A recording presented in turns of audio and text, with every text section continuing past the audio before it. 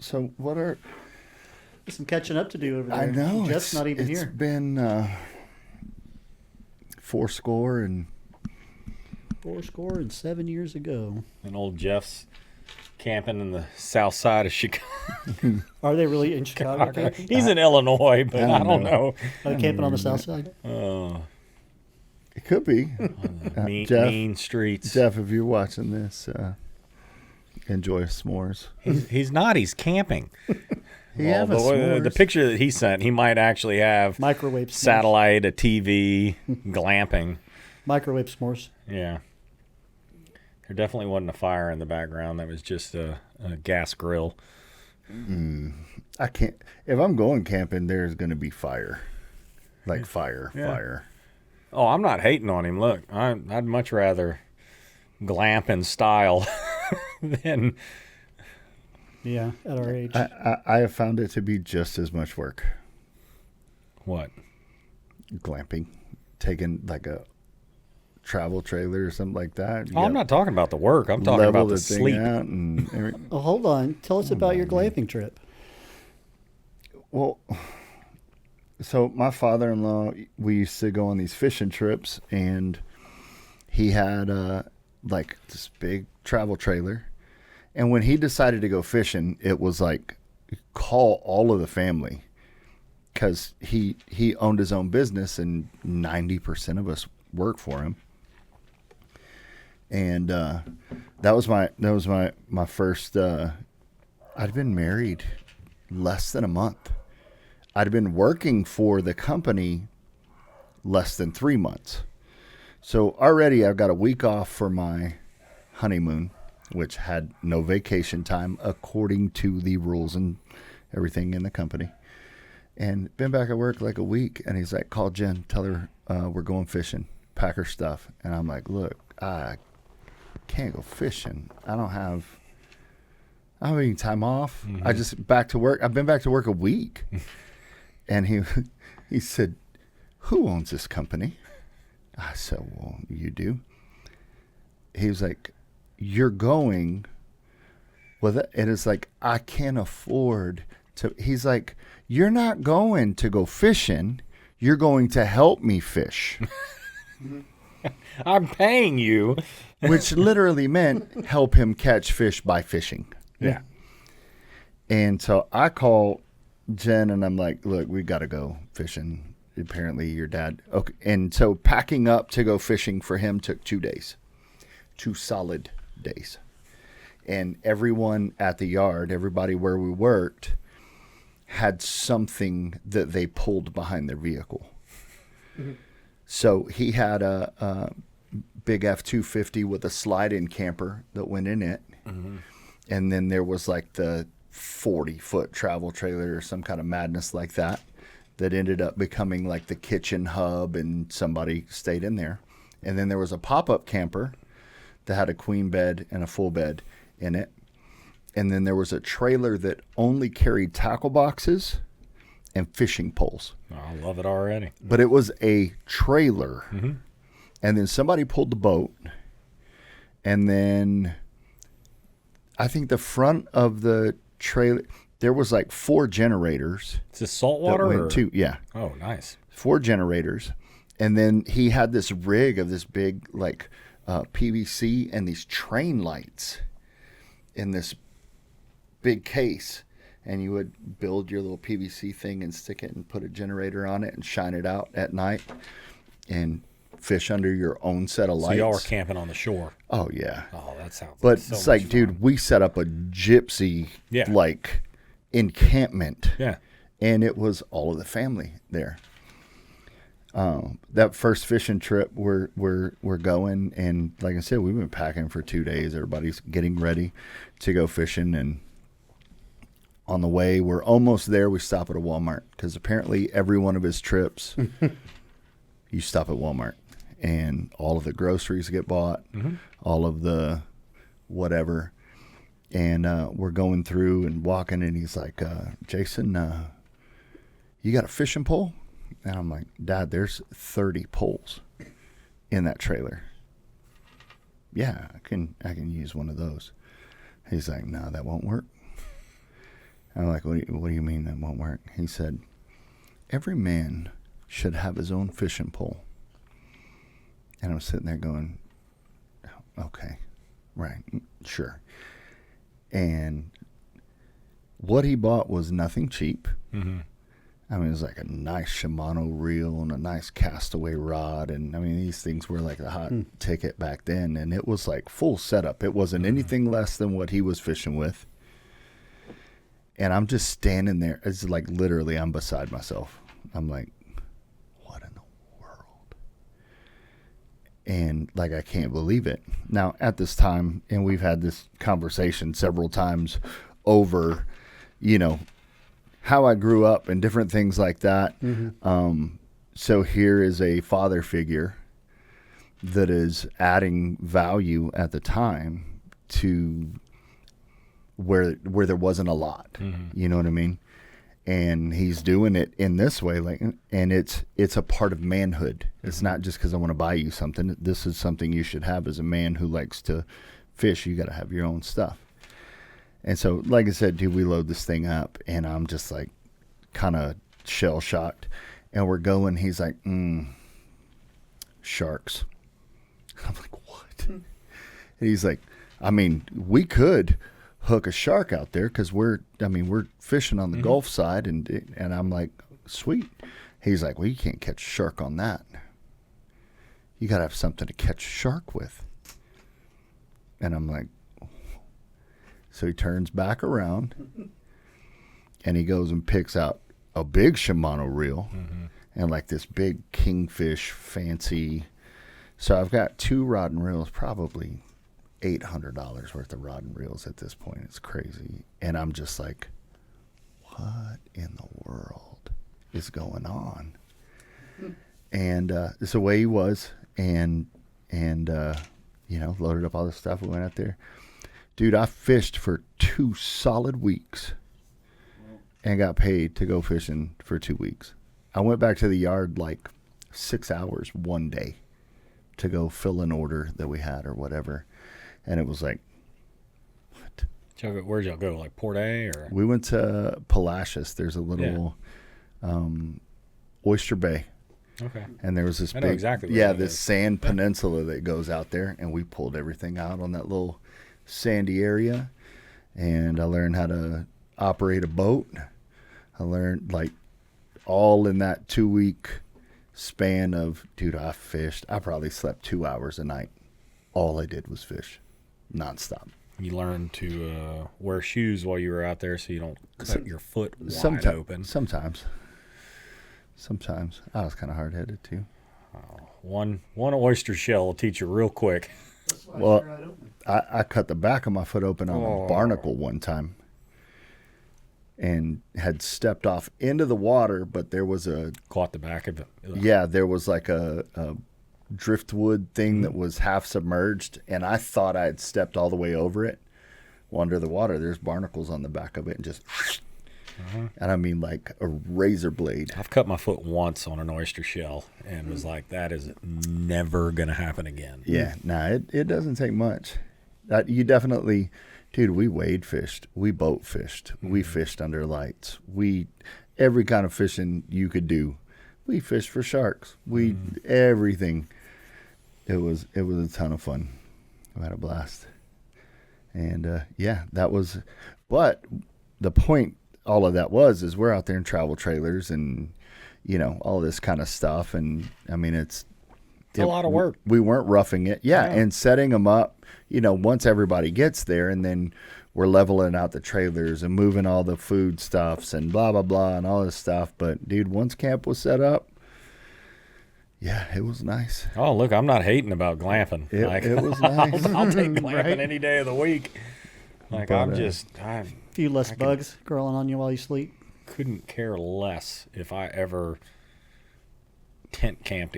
Maybe if I went on like an elk hunt and we were up, you know, had a base camp and a satellite camp and we were, that I would do. But I mean, anything else, man, give me a good bed.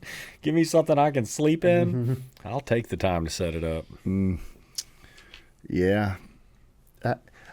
I the thing about camping that I like the stars, I like the quiet, I like the, when it's dark, you don't have a fire, when it's dark. Mm-hmm. Now, you can get your little lights for your tent or whatever, but it's like I like that part of camping. Nobody likes sleeping on the ground. It sucks.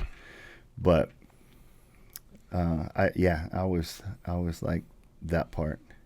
We found this place, Casey and I have been talking about, like, we just need a break, right?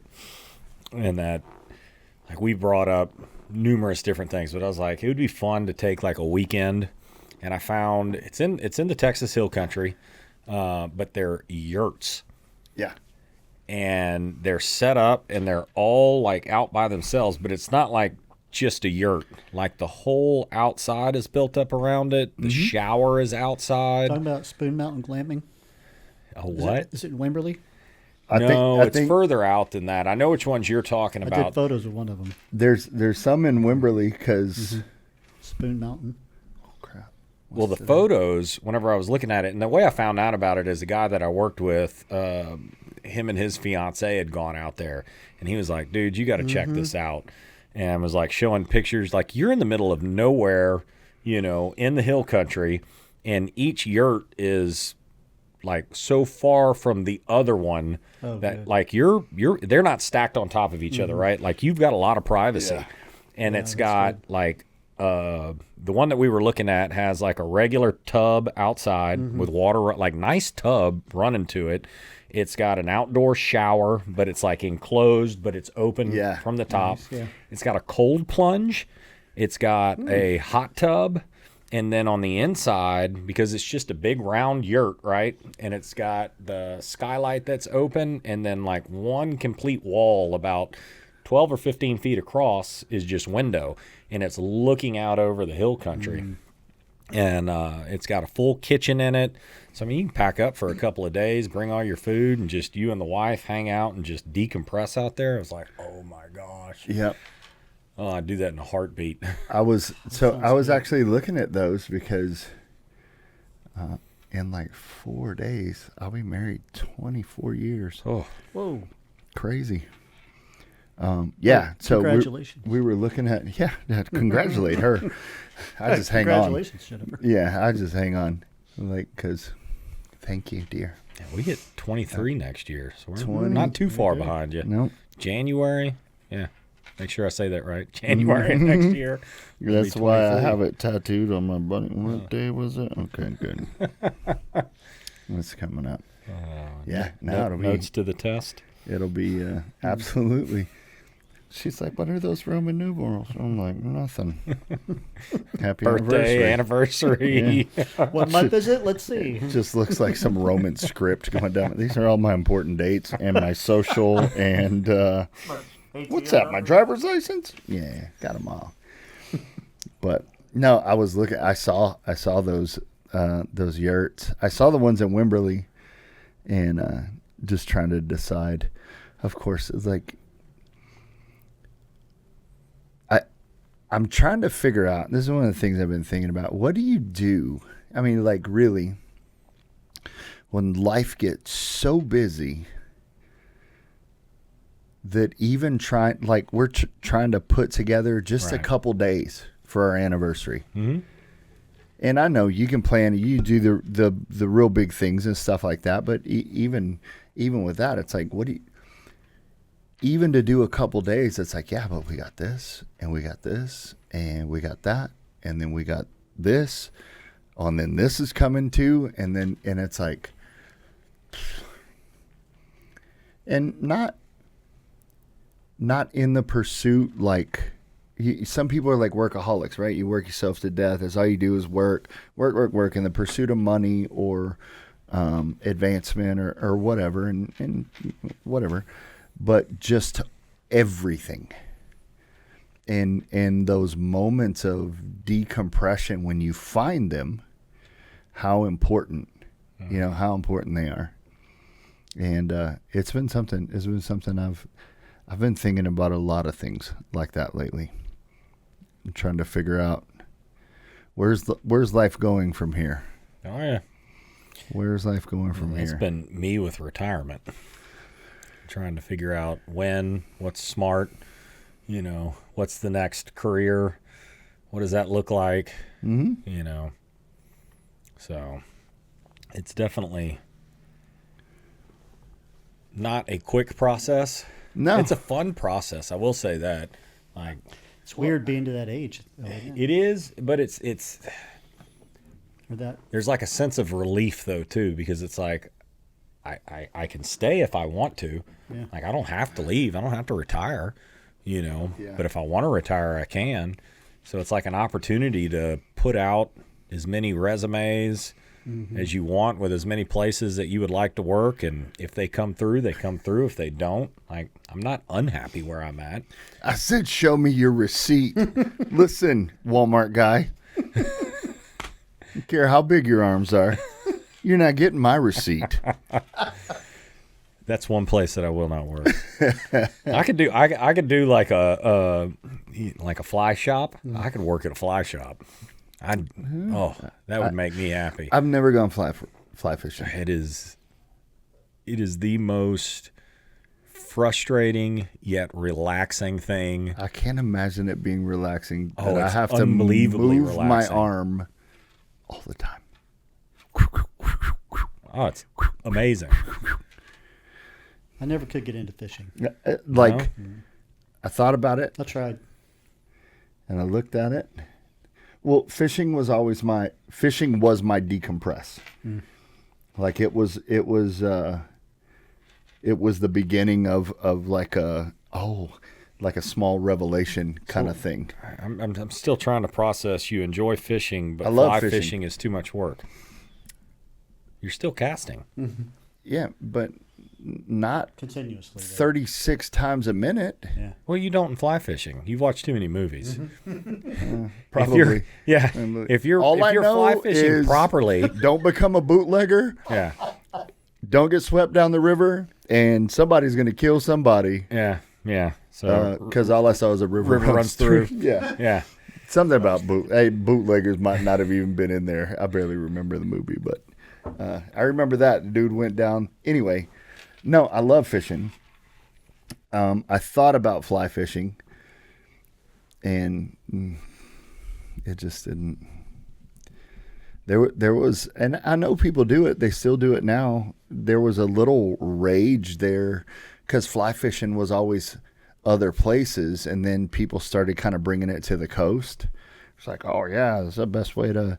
And I'm like, look, I like fishing the way I'm fishing. I'm not gonna whip this thing all over the place. But yeah, no, fishing. I don't know how much is fun it would be at the Texas coast. But I mean, if you can get out there and you're wade fishing and you got crystal clear water, so you're sight casting, or Well, yeah, that's not Texas. that's what I'm saying. Anywhere. I don't know how. Now you can't. I mean, that is Texas. You can do that in the rivers, especially the spring fed. They're crystal clear. Yeah. And then like the Guadalupe, they release trout, each year in the Guad. So And I mean, you can E. go up coli there. or something. Not in the Guad. That's Lake Austin. Yeah. Town Lake. It's the one Lady where Bird. all the They got a drunk- serial killer out there too. If you didn't Urine, know. you meant. Human urine is what you meant. Yeah. Yeah. It's amazing how like they warn you not to go swimming and not to get into the water in Town Lake, and then they open it up each year for triathlons and let people swim. It's like, oh, wait. Yeah. Right now y'all are healthy people. Yeah. You should be able to fight off whatever it is that you get. You've been training, correct? Yes. Sign this waiver. You'll be fine. Yeah, sign right here. You fat guy, don't get in the water. You release us of all liability Yeah, for you're anything gonna you get. catch some kind of waterborne. I think if I went like Alaska or like where people where they fly fish on purpose, not they're adapting it to wherever they're at. I've never accidentally fly fished. But It would have to be an accident. whoops. Oh, Yeah. it fell right into Dang. that fly fishing pole. Wrong, Rod. Besides that, well, my brother was casting all willy nilly one time and hooked me in the Yeah. neck with a treble hook. Oh no. Yeah, like right here under my ear. Just, And that's all I can think about with fly fishing too. Is like somebody's gonna hook me in the face, and Do you know how small those hooks are? Like it's a hook. it's not. It's a hook. It's not gonna. That's like, if you know anything, how small that bullet well, is? that's why if you It's see a bullet. that's like if you see people that Put a fly hole in fish, me. they'll always have a hood up so that they don't catch themselves in the back of the head because it is coming from behind you, right? As you're fly fishing, and if your Not me. cadence isn't right, well, you need to give it a try. I'm gonna sidearm it. Some people do, I'm gonna go especially in Texas. You kind of have to because there are trees everywhere. Well, yeah. It sounds like we need to do a podcast episode at the range and a fly fishing episode. Oh, that would be amazing. I mean, I'd be scared. On the Comal, Guadalupe. Yeah. Yeah. It's like, Jason, you hooked my camera and threw it out into the water. Yeah, hopefully it's underwater camera. It is now. Did you see that fish over there? Strap flotation devices to them. No joke. I mean, I'm not saying I wouldn't try it, Yeah. but it's kind of like the thing, like when in Rome, I would want to go somewhere and purposefully fly fish this. Like, this is where you go fly fishing, Yeah, like the not quad not just. here in Texas. Devil's River. That would be a nice place to go fly fishing. Where's that one? Huh? Where's that one? The Devil's River is down. What is it? It opens up into Lake Amistad, the one that's half in Mexico, half in Texas. But the Devil's River goes. It's way south Texas. So you can catch cartel victims. You can once you get into Lake Amistad. Mm-hmm. But the Devil's River is lined by private property, so they have 3-day and 5-day kayak trips that you can plan to go down the Devil's River, and it's crystal clear water because it's all spring fed, and it's got an insane amount of largemouth, smallmouth, perch. I mean, any type of panfish that you can imagine that's out there. They've got gar, Crappie. I don't know if they have any. I honestly don't, but yeah, it's beautiful out there. That'd be a fun kayaking trip. Devil's what? Devil's River. See, that's another oxymoron. The Devil's River. No, fun kayaking. What is wrong with you? My boat has a motor on it. That's a chore. Oh, Yeah. I'm going to relax. you can relax. You missed the whole. Not if I'm paddling. And by the time I got a canoe big enough, or whatever that thing is, a kayak big enough, There are so it plenty of wouldn't kayaks sink that can when I handle got it. in it. You are not that I big. might as well put a motor on it. You are perfectly Like, what do fine you- in a kayak. Here comes Jason with a pier and a paddle. Like, nah. It's not your idea of a thank you. vacation. No, why do I want to pedal? All I hear is lazy. No, I just. I don't want to cast too many times. I don't want to I do- paddle. we still cast. I don't a want to lot, have but fun. No, I do want to have fun, and that doesn't. It kind of like is one of those things. Would I try it? Yeah. Is it something I'm gonna go out of my way? No. I'm rethinking My us boat- doing this because I don't want to hear him whine the My- entire time. My that boat we're has a out motor. there. I wouldn't whine. Man up and Jeff will cast whine. like We'll take like Jeff. a fool. Bring some cheese so you can have some cheese and wine. Oh. It is a lot of fun. I mean, we went to Whitefish, Montana, and Well, Gray and see- I went on fly fishing. That's where you go fly fishing. yeah. Not in the creek down here in Texas. No, it's called the Guadalupe River. There are videos that you can pull up that if you go to YouTube and look up the Devil's River, it is, and you'll get like true pictures, and you'll see how clear that water is. What if you catch the devil? But yeah, Oh, look. They're United States. I'm telling you, it's right there on. Oh, yeah, there you go. The border. Amistad Village right there. Yep. Amistad National Recreation Area. That's pretty cool. I mean, I'd take my boat. You can't get your boat in it. It's a river. It's the Rio Grande. We'll just start over there in the upper United States. Work your way down. Uh-huh. Oh, Lord, I don't even know where we're at anymore. Oh, okay. Oh, goodness. Returned. Right on the line. There you go. Yeah, they've got whole services up there that you can do a 3 or a 5 day kayak trip. So what's like a city, town, something? What? There's not. It's all lined by private property. So there are small little Okay, like there's camping Del Rio. places. Del Rio. Okay, yeah, there you go. Yeah, I'm just trying So to it's figure north out of Del Rio, where I'm at. northwest of Del Rio. Laughlin Air Force Base. Sweet. So we get in trouble. We got somebody to get us. There's Rock Spring up there. Yeah. San Antonio. So there's San look, Antonio. I'd give it a shot. There you go. That's what I'm saying. There's a good reference for you. There's San Antonio. Yeah. I'd give it a shot. That looks like fun. I'm telling you. Like if you watch some of the videos, because it's a whole bunch, like there are a whole bunch of like small falls that are throughout that are like you can kayak some of them, most of them. Can you blow that? See the guy right there in that little lower picture? Yeah, look, he's not smiling. Look at how clear that is. He's not He's not smiling. He doesn't look happy. He doesn't look like Probably he's because having he's fun. related to you. It looks like he's all tight. Look at and that. Nervous. How would you not smile No, while being in that? dude, that is. Look at that. That's gorgeous. Merca. Mark. So there's one of the falls. So they're small falls, but a lot of people either kayak down that fall or they'll Fall down it. no, well they'll hold onto their kayak with a leash and they'll walk up top and let the kayak go down and then jump in. But it's beautiful out there. It looks. I mean, the what? It looks amazing. I'd give it a shot.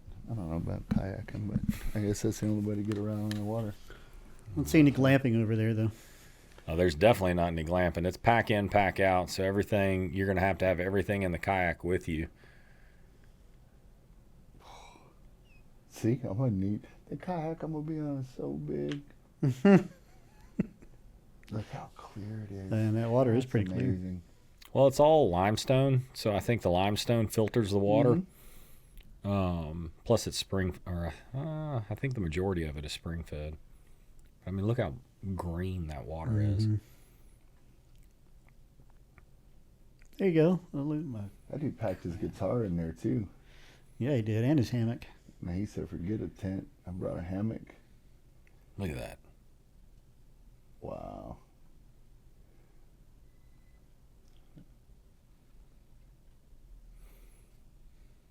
It's in the row. I'd give it a shot. Looks fun. I'd give it a shot. What's worse that could happen? Well, I mean, you could We've get lived a shot good up by life, the cartel you know? once you get into the Lake Yeah. Amistad. I mean, it's true. They had I that mean, couple. so like my kayak would have a gun rack on it. Maybe even a mounted gun. Four Like go out, right two, in the two front. return. Just like Why am I Heck going yeah. backwards?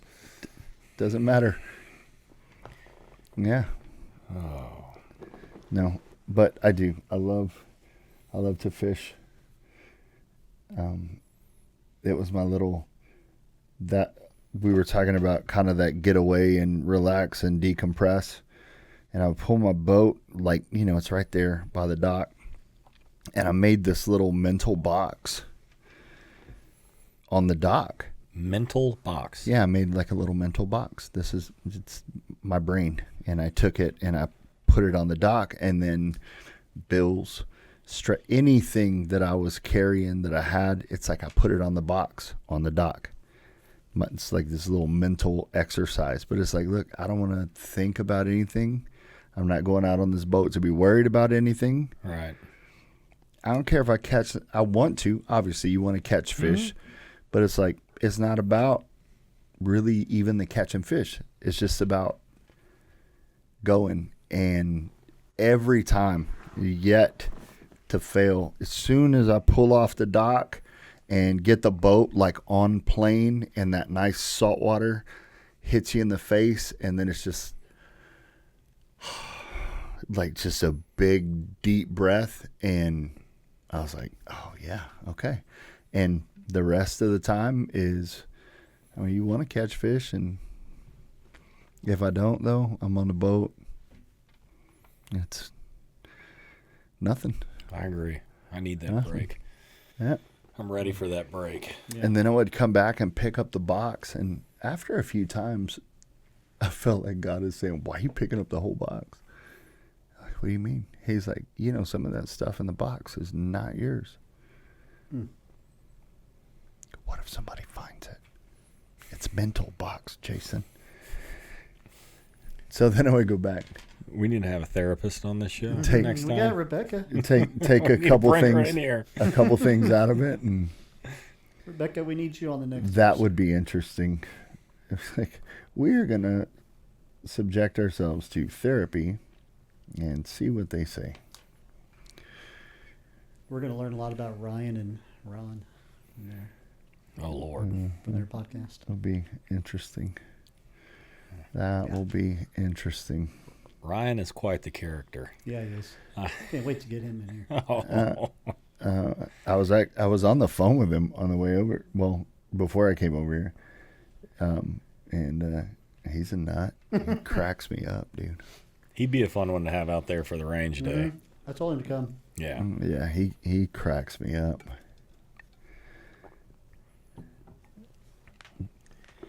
Well, So what's been on your mind? too many things. Way too many things. That's why I need that vacation. Like, I got work, I got thoughts of retirement, thoughts of a new career. You know, I've got a roommate. I've got my kids active in sports. Work in general. Like, there's a lot going on. A lot. So what are you looking forward to? In what? Life. Retirement. Okay. What are you looking forward to close future? Retirement. I'm seeing a trend here. Okay. That's my main focus right now. Like, we went and sat down with like financial advisors to try and get everything laid out, to look at all the options. Like, it is on the forefront of my mind. Like, what is that next step? What is that next career going to be? You know, what do I want to do? You know, and I just want to make sure that I'm financially responsible in the decision that I make, you know, and that I take whatever that is to God, that I pray about it, and that I don't make any, you know, ad hoc decisions. I'm not willy-nilly in the decision, and I make sure that, you know, I'm taking care of my family, you know, in the long run. I mean, we've still got, Harper's a freshman, Gray is a junior. So, I mean, at a minimum, we've got 4 years left or 4.5 years left of high school. But yeah, I mean, that is the near future for me. As far as what my energy and thought process and discussions with Casey, prayers are all centered around is what is that next step? You know, what's the next career? So that eats up a lot of my mental space. So 4 years. That's near future. Well, I hit 21 in November. So at 20, I'm eligible to leave. 23 is where the full retirement begins. So if, like, there's the potential of a job popping up somewhat middle of next year. So if that pops up middle of the next year, salary's right, you know, everything feels right, it's falling into place, you know, God's opening that door for me, then that means that I would bounce and I would buy a year and a half forward so that I would hit 23, because I already bought my military back. And I bought 2 years of my military, so I would hit 23, have 25 because of the 2 years. So, I mean, yeah, I mean, it could be as near future as 8 months from now. But I've been looking there. There's so many options out there in the civilian world, in the corporate world, that have jobs that interest me, that I'm qualified for, and there's no pressure or rush, which is kind of a good feeling because I have the security of being able to stay where I'm at as long as I want, right? So I can kind of be picky about where I send off applications in my resume to, and just lean into God and pray that, that right door opens, and that it's obviously going to be in His time, not mine. But it's kind of fun. It's kind of fun being able to plan that out and just kind of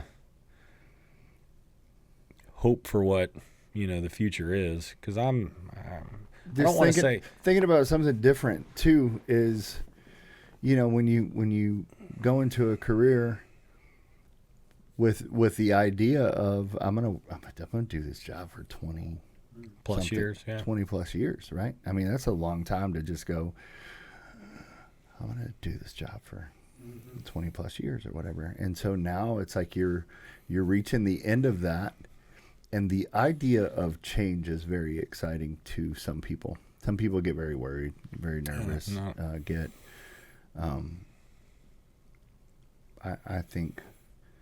I think I like the idea of change before it's time to change some things sometimes. But it's interesting. So, back up for a second. You like the idea of change before it's time to change things? Mm-hmm. Explain that. He likes to jump the gun. Yeah, very, very, very much a gun jumper. It's Gotcha. not very safe. Don't Gotcha. jump guns. Makes sense. Yeah. But so on the other end of the spectrum, I've been doing I've never really had a career. I've gone from job to job to support my family. Which is the norm.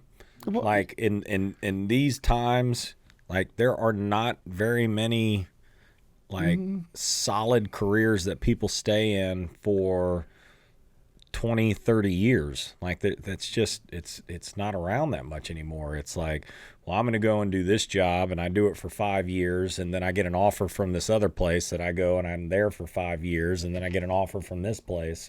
So the loyalty of staying with a company, a business, whatever that career is kind of rare now. You don't see it that often. I mean, even if you look at like doctors, lawyers, and jobs like that, they're still bouncing from firm to firm or from hospital to hospital. Like you just don't see the even with it, like for me, that's never really been me, because I'm generally over loyal and will be at a place maybe sometimes longer than I should be, but I get antsy sooner than I should, if that makes sense. And kind of the same, I think the same thing is going, okay, God, what if I'm antsy, is it me? Like, is it just me? I don't know, maybe work got hard, maybe it's frustrating, maybe whatever. Or is there a lack in me that I'm trying to fill with something? You know what I mean? Do I have like a deficiency that I'm trying to basically Band-Aid? There's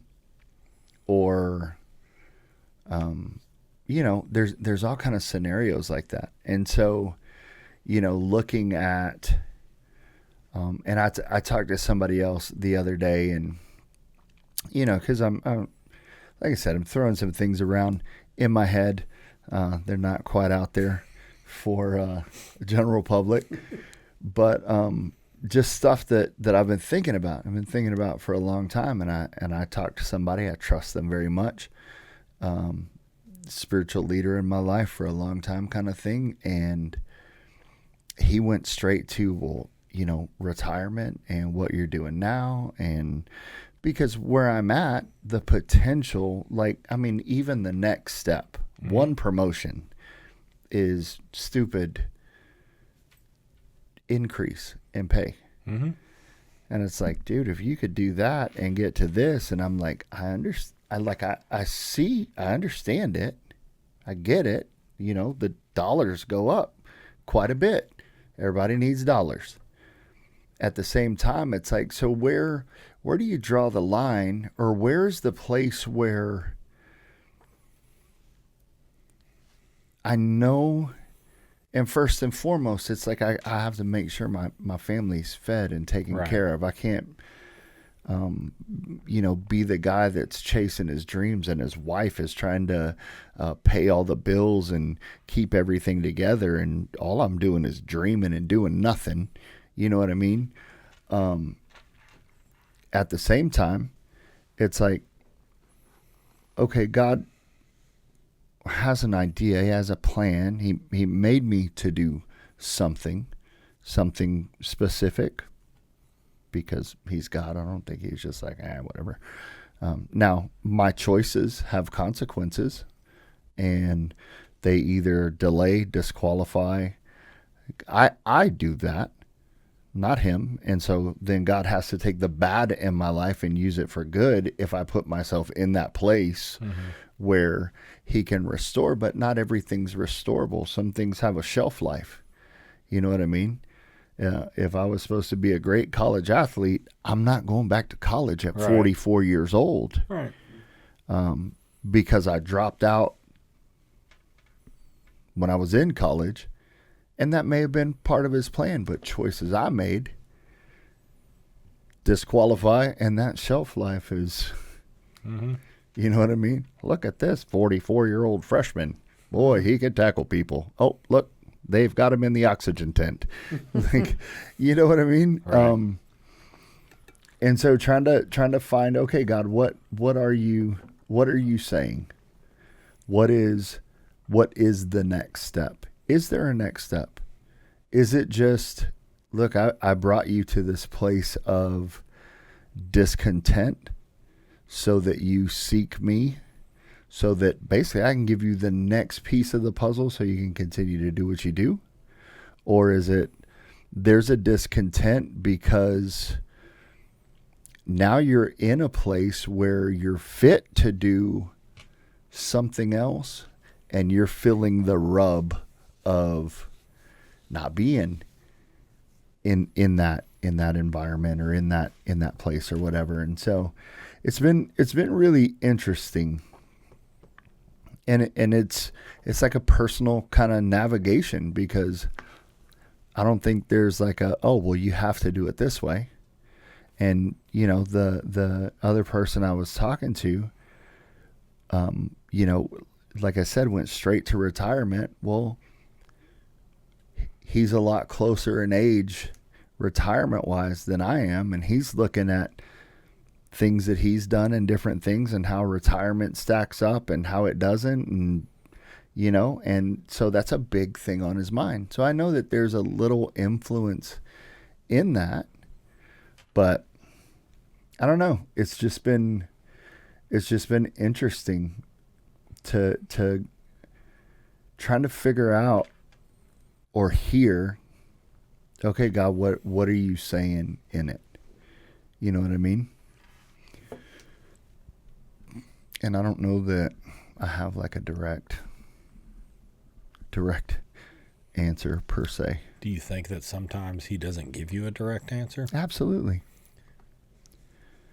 I think sometimes people sit waiting for an absolute answer from... Men are 5 feet 9 inches tall and women are 5 feet 4 inches tall in the United States. Thank you, Alexa. I'm above average. I'm above average. Woo! Is that Alexa? Apparently. She's been listening the whole... So we were talking about... Yeah. Talking about... Purpose. I think and that sometimes people get caught up in waiting for that absolute answer from God, and it it's almost like that cartoon where you're running in place and nothing's happening. Like, I think sometimes he doesn't give us an answer. Well, you and I talked about this. I think sometimes he doesn't give you an answer because he wants you to take that step. And that step is where he gives you the answer.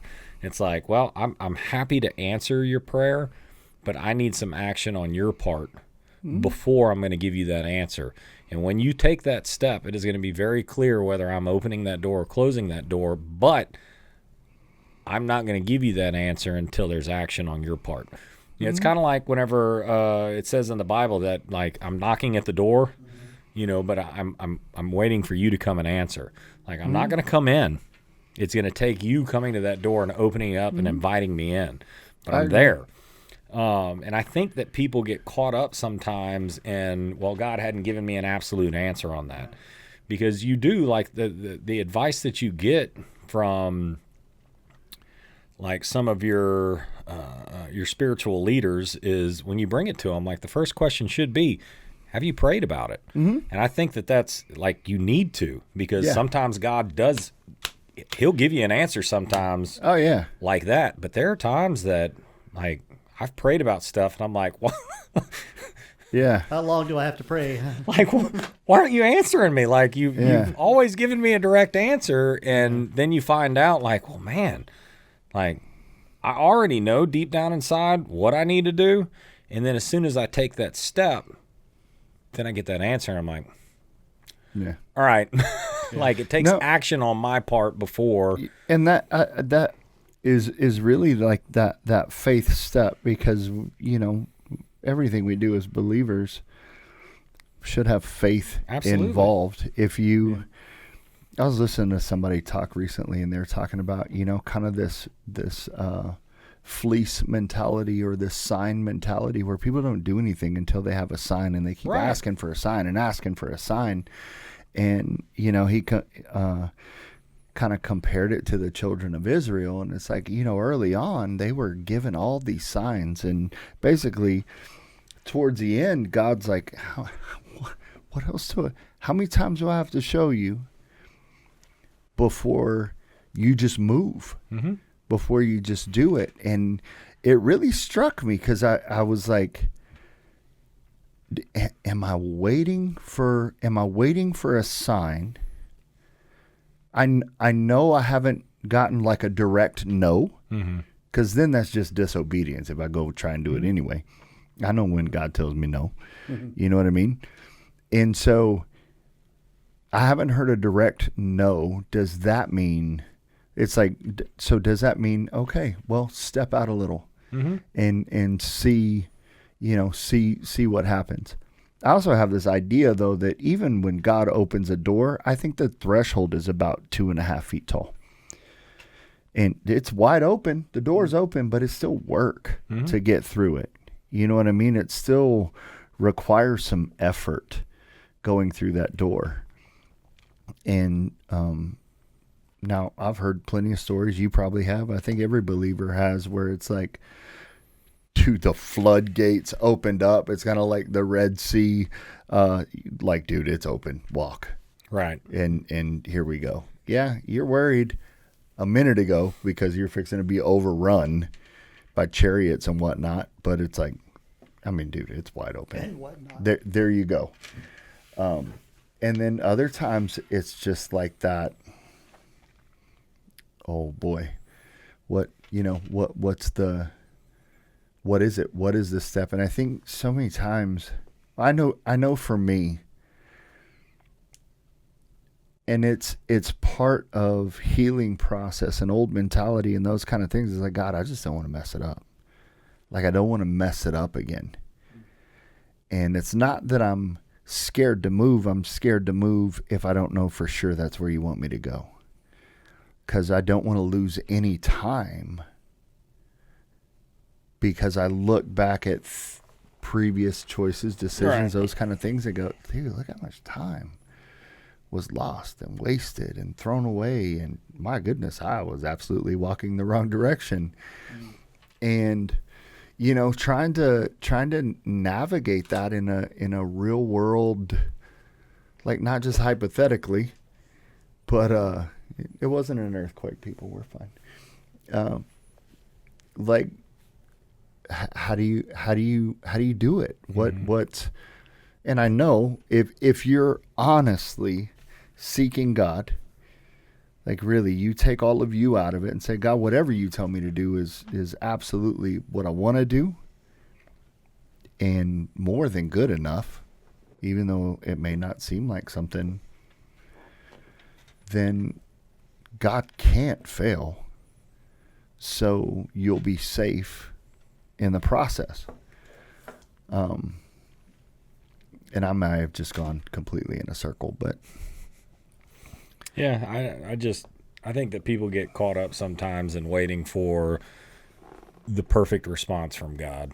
You know, it makes me think of They're waiting for the response they want. sometimes yes, or like a direct, like, no, that answer is going to come in this form. You know, and it's kind of like the old story about the guy that's caught up in the flood. You know, he's sitting on his porch and it's raining and the water's creeping up, and the guy drives by in the truck and is like, hey, hop in. Yeah. You know, we got to get out of here. It's about to flood. And he's like, nope, I'm good. God's going to save me. And that water keeps coming up and he has to get on his roof. Boat comes by. It's like, hey, you need to get out of here. Hop in the boat. He goes, I'm good. God's going to save me. Then he's on the top of his chimney. Helicopter comes by. Hey, man. Like, hop, we're drop a line down. Nope, I'm good. God's going to save me. Then he ends up drowning. He's at the pearly gates, and he's like, God, why didn't you save me? He was like, what are you talking about? I sent a truck. I sent a boat. I sent a helicopter. Like, what did you want me to do? exactly. And sometimes I think we just get caught up in this is how that answer is going to come from God. And it's not always in that form, and we have to be cognizant that it can come in so many different manners that we can get blinded and not see the obvious that is sitting right in front of us. And I mean, and sometimes, like, if you want him to open or close a door, you got to at least be near the door, right? And that door may be way off in the distance, but you got to, you know, hike 5 miles to get to that door to figure out whether or not it's open or shut. You know, and you've got to put that work in. And, you know, in your case, if it's putting in the application or putting in the resume for whatever that is, like, you've got to do that work to get to it. And it might cost you a little bit of time and effort in going through those steps, but at least you still have the security of the job that you have right now while you're going through those steps. I jumped that gun before too. Yeah. Oh yeah. I quit. Yeah. Same. God's got something else for me. Never, ever quit a job without another one lined up. Oh no, I learned it the hard way. Yeah. A couple times. I think we all have. A couple times. Yeah. Yep. Yeah, no, absolutely. I think too, like there's some maturity involved in the process as well. You know, because the Bible talks about if you seek, you're going to find. If you knock, the door will open. And I always felt like God told me, it doesn't matter which door you're knocking on. Like if you're knocking on the wrong door, it'll open, but it's not the door you're supposed to go in. Just because the door's open doesn't mean that's the door you're supposed to go in. Yeah. Well, I mean, the person that opens the door could tell you to get bent. Well, yeah. I mean, it's like we could probably walk outside, go to several doors and knock on them. Yeah. Somebody can open the door. It doesn't mean you're supposed to go in. Right. It's not your place. And so even more, it's like, okay, God, then I can't seek a thing. I can't seek an outcome.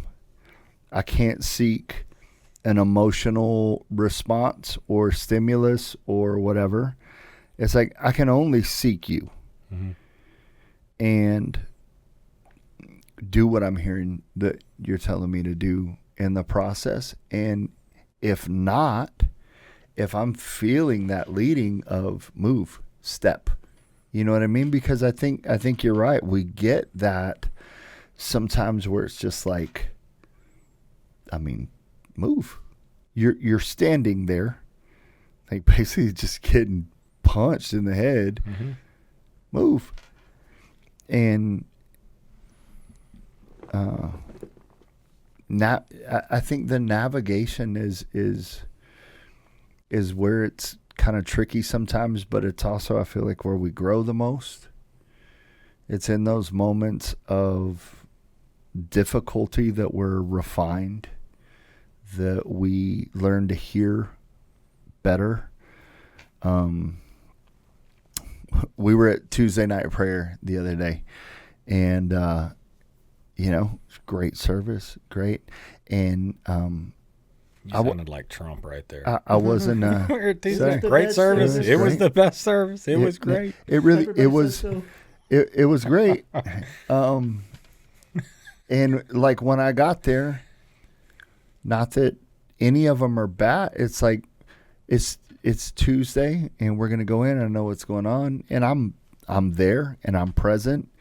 But it's like there was something else, and I didn't walk in with any like, oh boy. But it's like, I'm there and I'm gonna worship and I'm gonna pray and we're gonna do whatever we're doing. But the service kind of went off in this other direction, and it's like I just spent, I feel like, the majority of my time just down at the altar. Mm-hmm. And we've been here for like 2 years now, and I was down at the altar and I'm praying and worshiping and the whole 9 yards, and it's like, God, I need you to tell me something. And I'm good if it's just you telling me. Like, I don't need somebody to come tell me that God said this. And I understand that. Like, I'm mature enough to go, God, I know that I need to hear something. Mm-hmm. And however you want to tell me, I'm good. You want to speak to me directly? Great. You want to tell somebody something? Great. And if this is just part of the seeking and you don't say anything tonight, I'm still good. You know what I mean? But it's like there was that, I felt something say, man, I just need to hear something. Like, I need to hear something. And anyway, prayer, blah, blah, blah. Went, sat back down in a chair. And this guy comes up and he sits next to me. Adam. Yeah. Yeah. I And watched that. what was funny was, so when we walked in, him and his wife and his kids. Trig. He's the DJ. They moved here from California. Sorry. Go. Yeah. If Super cool dude. Yeah. I mean, and I've never really talked to him. Yeah. But like, we got to church at the same time. We're going in the door at the same time, and he's like, "How you doing?" And it's a Tuesday, and I'm like, "Well, you can have 2 Mondays in a row." It's kind of a running joke. It's like, how many Mondays in a row can I have? 5, for the most part.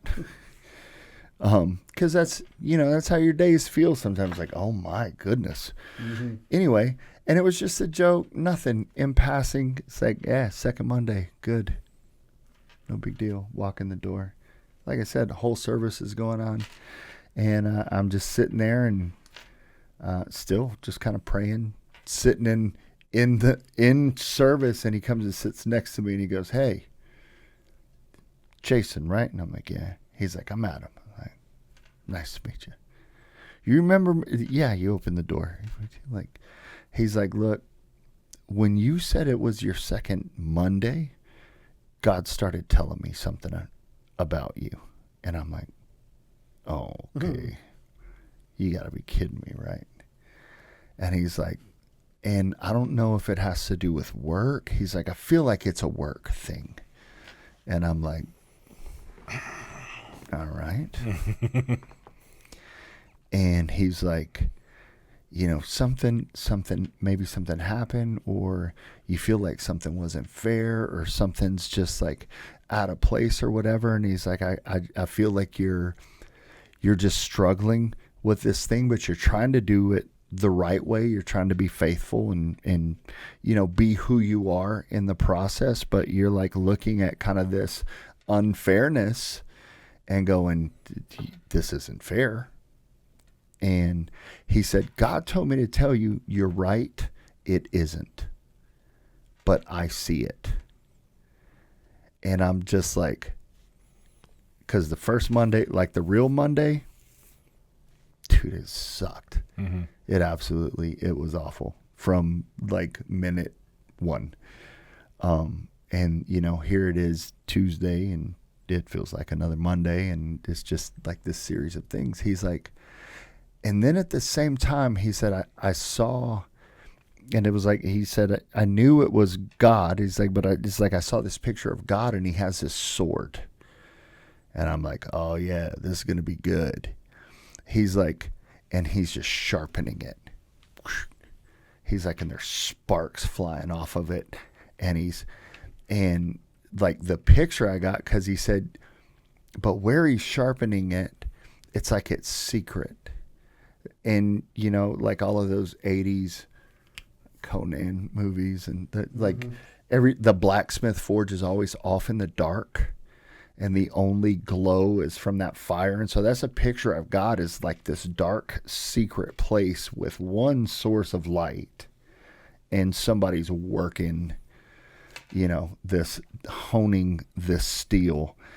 And dude, it was absolutely everything I needed to hear in that moment. Mm-hmm. And I'm sitting there going, you have got to be kidding me. Like really? Like really? Like for real?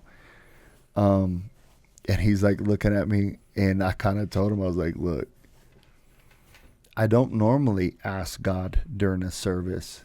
Like, this is not my normal show up and go, God, tell me something today. Right. It's like, I'm there to soak up the information. I'm there to do my part, taking notes, the whole 9 yards, whatever, so I can apply the things I'm learning like a responsible believer, not just trying to get spoon-fed.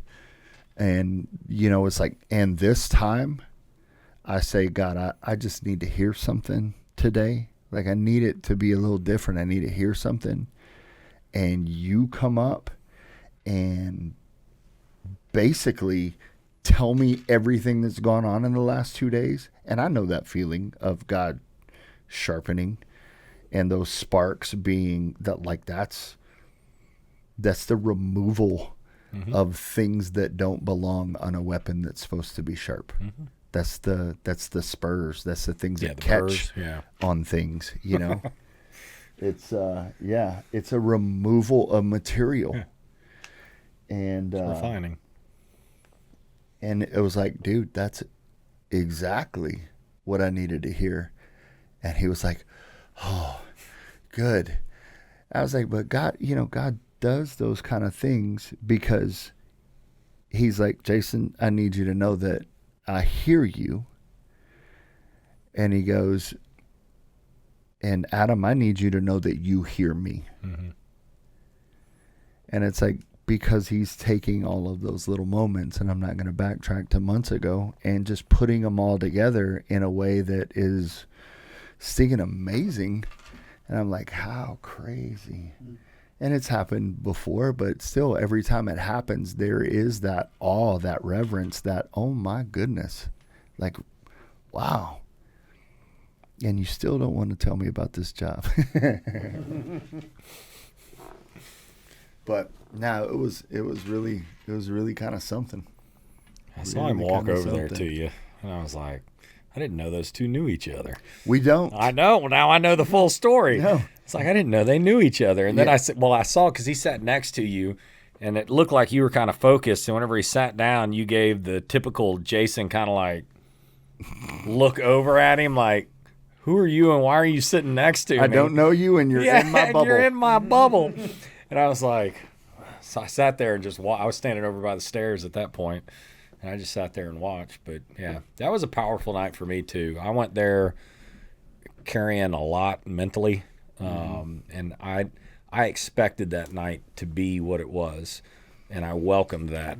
Like that's what I needed. Yeah. And I mean, the second, like through the praise and worship, like I was standing at the beginning singing, and then I was like, I can't stand anymore, and I sat. And I was like, I just got to bury my head. Like I have to I need this time. I have to.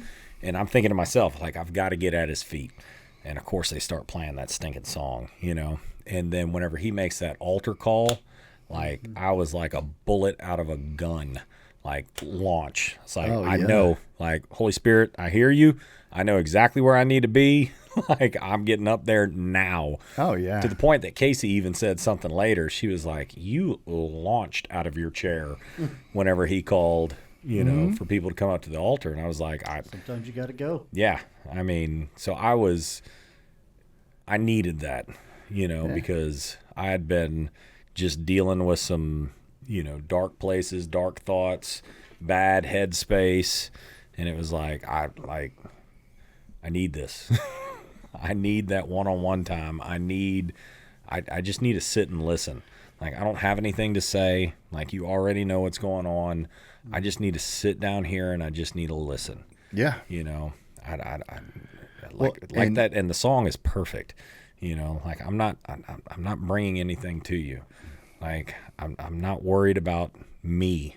I don't want to come to you with an agenda. I just want to sit here at your feet. And I just want to listen. I just want to be close to you. Yeah. That night was perfect.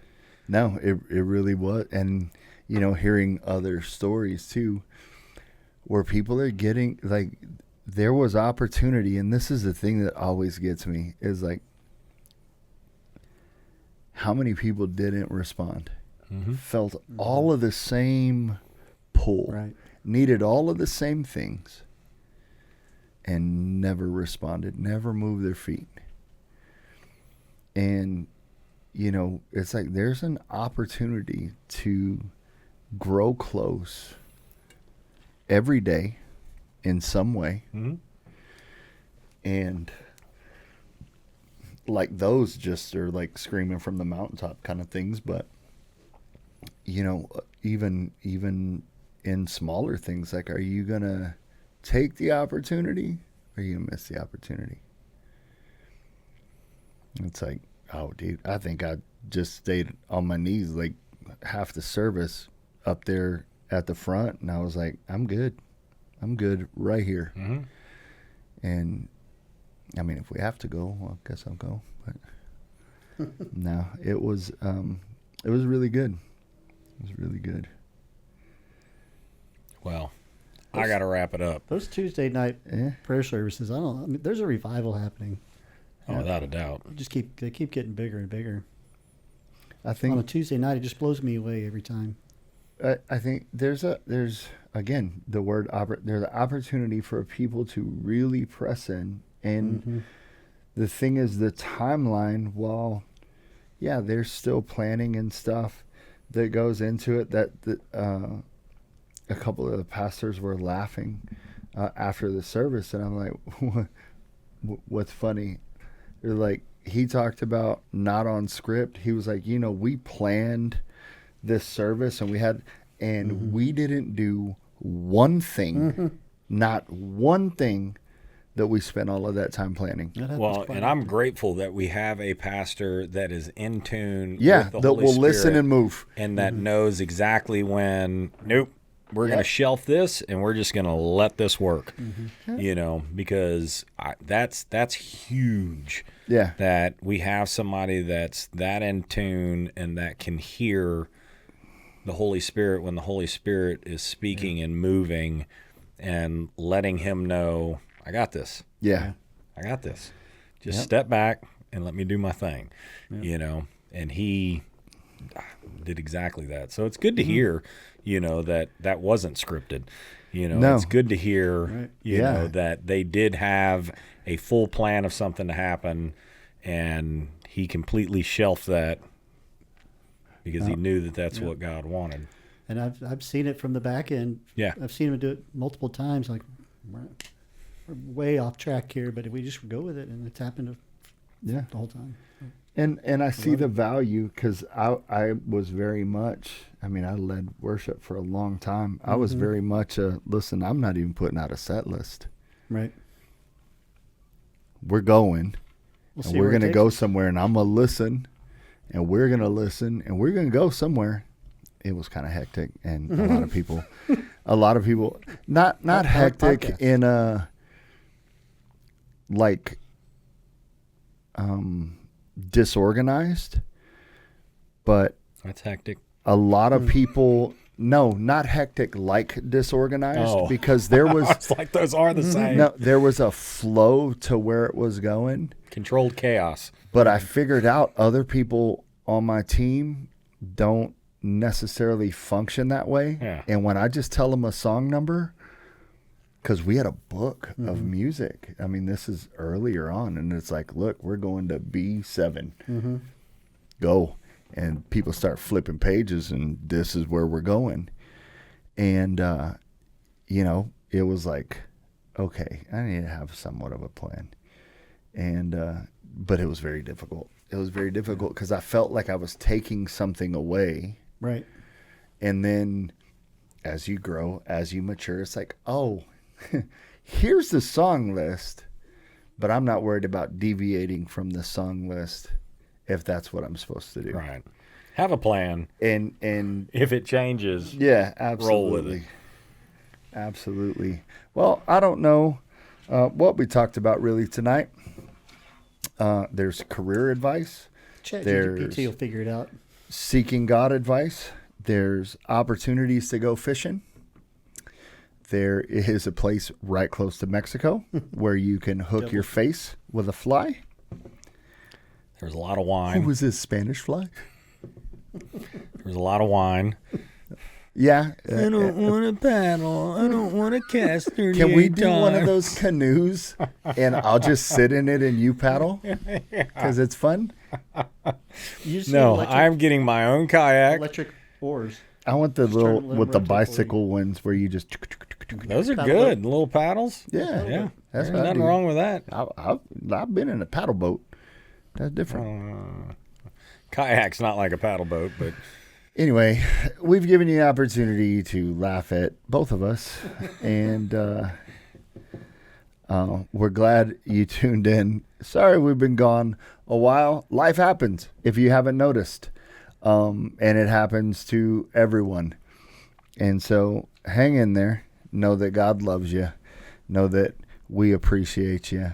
And from us here at Close Cover Podcast and Go Talk Texas, have a good day.